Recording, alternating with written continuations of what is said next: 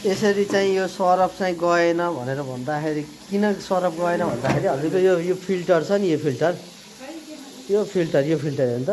यो फिल्टर छ नि यो फिल्टरमा पानी सप्लाई हुने हो होइन यो फिल्टर चाहिँ हजुरको के भयो भने पुरै डाउन ल्याएर बस्यो अब यो चाहिँ हजुरको बेला बेलामा सफा गर्नुपर्ने भयो यसैले अब निकाल्ने अनि यसलाई चाहिँ